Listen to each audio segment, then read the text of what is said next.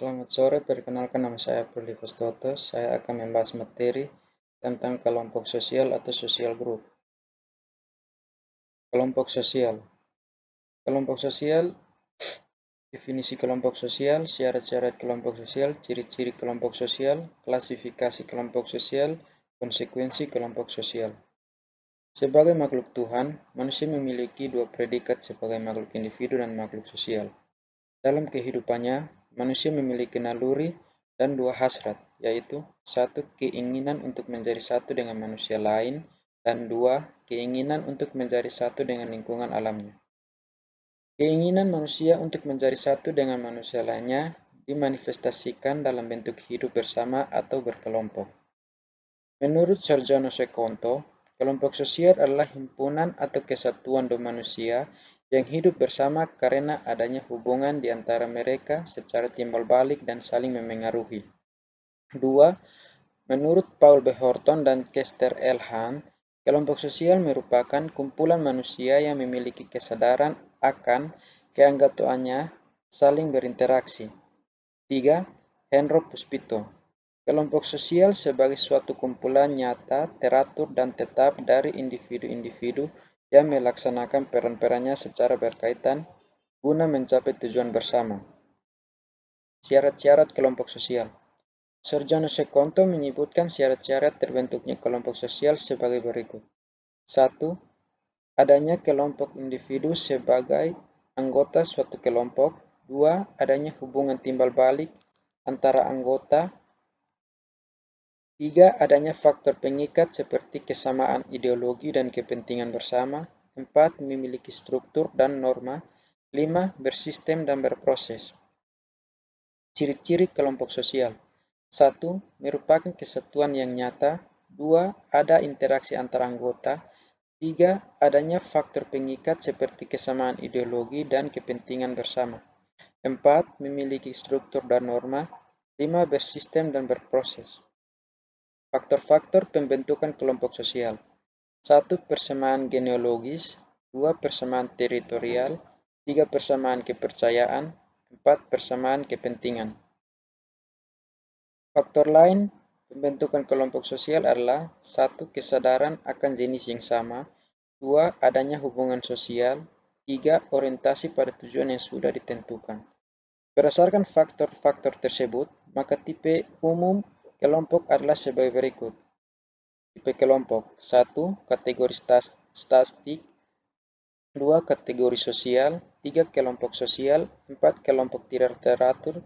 5. Organisasi formal. Tipe-tipe kelompok sosial.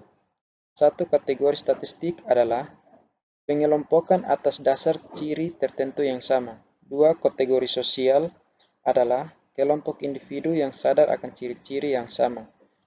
3. Kelompok sosial adalah contoh keluarga, bati, atau kerabat. 4. Kelompok tidak teratur atau X atau kerumunan. 5. Organisasi formal, yaitu setiap kelompok yang sengaja dibentuk untuk mencapai tujuan tertentu. Klasifikasi kelompok sosial. Klasifikasi kelompok sosial. 1. Hubungan sosial. 2. Ikatan sosial. 3. Pembagian kerja. 4. Identitas diri. 5. Sistem hubungan. 6. Besar kecilnya kelompok. 7. Acuan bersikap. Dan 8. Terbentuknya kelompok. Berdasarkan kelompok sosial terbagi menjadi dua, yaitu kelompok primer dan kelompok sekunder. Berdasarkan kualitas hubungan dan tujuan antar anggota, kelompok sosial dapat dikelompokkan menjadi dua, yaitu kelompok primer atau face-to-face group dan kelompok sekunder. Kelompok primer merupakan kelompok sosial yang pertama kali dijumsi individu untuk saling mengenal, interaksi, dan bekerjasama cukup erat. Hubungan antara anggota akrab, personal, spontan, sentimental, dan eksklusif. Contohnya, keluarga dan kerabat. Kelompok primer dan sekunder mengemukakan mengemukakan syarat-syarat kelompok primer. Anggota kelompok primer secara fisik berdekatan satu sama lain, merupakan sebuah kelompok kecil, dan adanya suatu kelanggengan hubungan antara anggota. Kelompok sekunder merupakan kelompok besar yang terdiri dari banyak orang. Hubungannya tidak harus saling mengenal secara pribadi, kurang akrab, dan sifatnya tidak begitu langgeng, karena mereka berkumpul berdasarkan asas manfaat dan kepentingan yang sama. Di masyarakat Indonesia, kelompok primer dan sekunder tercermin dalam Gemeinschaft dan Gesellschaft. Berikut ini tabel perbedaan antara kelompok primer dan sekunder. Perbedaan 1. Jumlah anggota. Kelompok primer relatif kecil, sedangkan kelompok sekunder relatif besar. 2. Pola hubungan.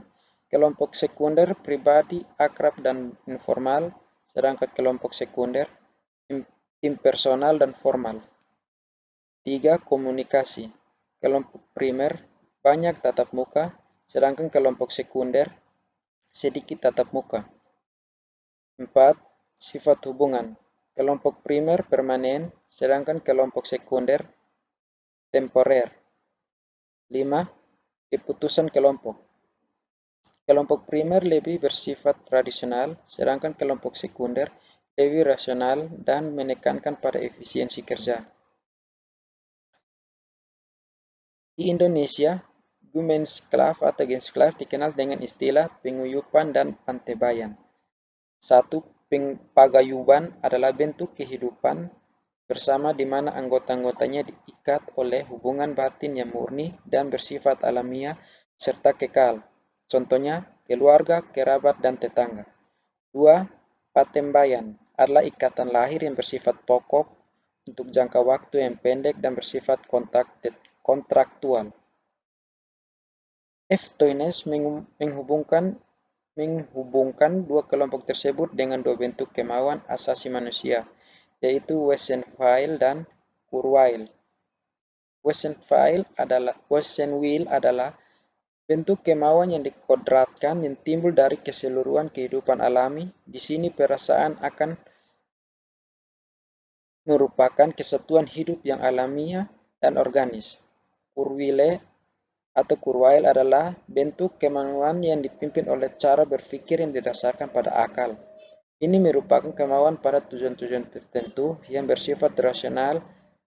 Tonis memandang kelompok-kelompok tersebut sebagai bentuk perkembangan orang-orang menjadi kelompok patembayan karena ia memiliki kepentingan rasional. Solidaritas mekanik dan organik. Solidaritas mekanis menjadi karakteristik kehidupan masyarakat desa yang masih sederhana, jumlah relatif sedikit dan teknologinya sederhana, interaksi tatap muka. 2. Solidaritas organis menjadi karakteristik kehidupan masyarakat yang maju yang kompleks, dengan pembagian kerja yang jelas. Pada masyarakat desa, perbedaan kepandaian pada umumnya kurang menonjol, sehingga kependudukan para anggota secara individual tidak begitu penting. Dari sudut pembagian kerja, bila ada anggota yang dikeluarkan, maka hal itu tidak begitu dirasakan karena masyarakat secara keseluruhan mempunyai kedudukan yang lebih tinggi dari individu. Struktur yang demikian oleh Durkheim disebut struktur mekanis. Sebaliknya, dalam masyarakat yang kompleks, timbul spesialisasi sehingga tiap individu bagian menjadi kesatuan yang tidak terpisahkan dengan individu bagian lain atau struktur organis. Baik, sekian dari pembahasan saya. Terima kasih.